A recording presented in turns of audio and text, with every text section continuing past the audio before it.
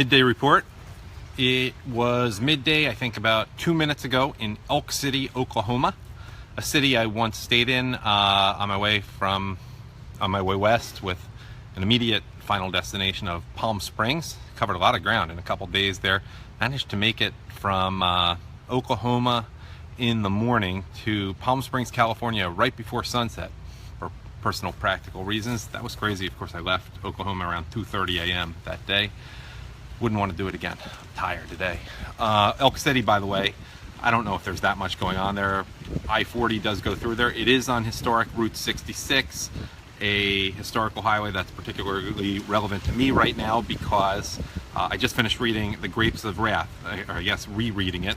I read it for the first time many years ago, I guess early in high school, maybe late in high school, maybe even in middle school.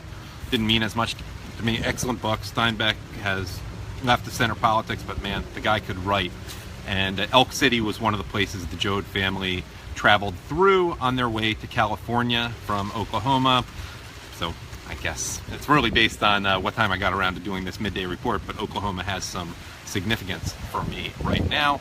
I was born about 10-15 miles from the Oklahoma border in Wichita Falls, Texas, but we're not here really to talk about Oklahoma. Just a housekeeping thing. I want to get a little more personal with these things. I'm going to try to open up. The last few months, it's really about me being comfortable on camera without a teleprompter, really, and just being comfortable on camera in a non-dialogue setting where I'm monologuing. But I like to bring you useful stuff you might not otherwise come across, but I like to also add value too. So, you know, I feel a little bit cheesy if I'm just finding you good stuff from a source you might not otherwise look at and finding you the best of the comment sections. I don't doubt I'm adding value, but I think I can do more than that. And so much of doing the sunrise, midday, and sunset report is disciplining myself to do just that, even though I vary out of necessity sometimes and don't really give you the exact. Does anyone really care if I give you it when it's sunrise and midday, especially midday, or sunset in Ormond Beach, Florida, or wherever I am that day? So I'm trying to do that. I'm trying to make it a little more personal, a little less reading, a little more eye contact, a little more spontaneity. I think I am best when I am a little looser in the format. And I'm going to try to do that. Though I also am going to try to bring you useful stuff. The main thing is adding value. And also, I know a few of you, it's very complimentary to me. Try to, Kennedy, Mike Gorga in particular, Pat Carfagno, a few others of you, Giovanni Baricelli, I need to do some more stuff from him. It's nice that you write and want me to use it. That's all I can say. It's very flattering. And I think you write great stuff, and when it's particularly great, I use it on here.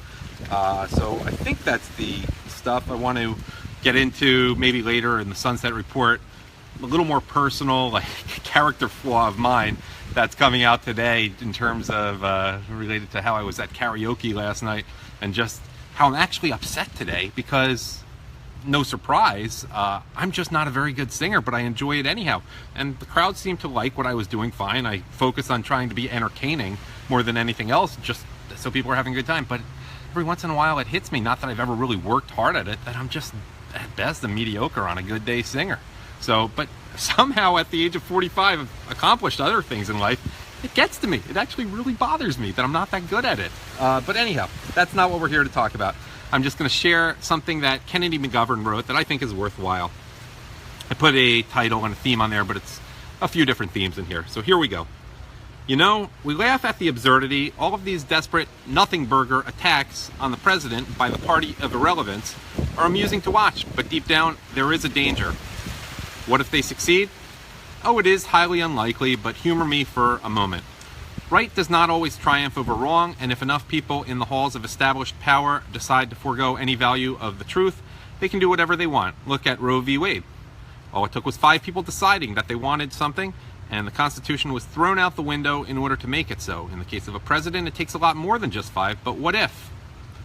What if they were to decide that they do not like the will of the people and decide to impeach and remove a president based on anonymous sources, that's in quotes, giving unverified, that's in quotes, to reports to the Washington Post? They don't have to actually prove it. They just have to have enough people pretending that constitutes something real. What if they have the balls to go that far? Some can be bought. Some can be blackmailed.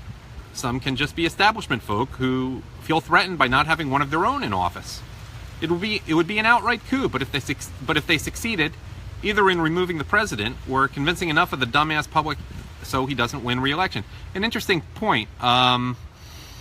You realize that the Bolshevik coup, otherwise known as the Russian Revolution, was basically bloodless. I don't know if people realize that. Just an interesting point. McGovern continues, then we would no longer have self-government. Precedent would be set that the people no longer choose their own president. And this ain't 1775, my friends. The American people of today simply do not have the balls to take up muskets and go seize the armories. We would lay down and take it like fish in a boat. I know, it is far-fetched to think that this can actually be successful. Still, it is worthwhile for we, the people, to realize the magnitude of what these idiots are trying to do and what will be lost if they get their way. Think of it. Going forward, the establishment would be beyond reproach, as anyone you elect would not even have to do wrong in order for them to negate your electoral decisions. We all know that you won't do fecal matter about it if it comes to pass, now or in the future, so what would the establishment have to fear? What on earth would keep them even pretending to be responsive to you? If that thought does not scare you, then I promise, you are the problem. Well, thanks, Kennedy McGovern. Excellent as always.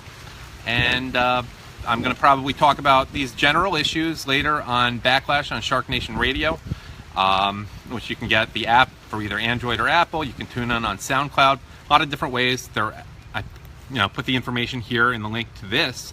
And Daniel Greenfield, I know, is going to be on. I'm not sure who the other guests are, what the exact topics are. It's a few more hours from now. But Daniel Greenfield, you know him from The Point at Front Page Mag, and Sultan Kanish, I'm pretty sure he's one of the guests who's coming on. And we're going to, obviously, predictably enough, talk about President Trump's trip to Israel today and Saudi Arabia earlier. And I may do that with some of the other guests and all. So thank you, Kennedy McGovern, and have a nice afternoon.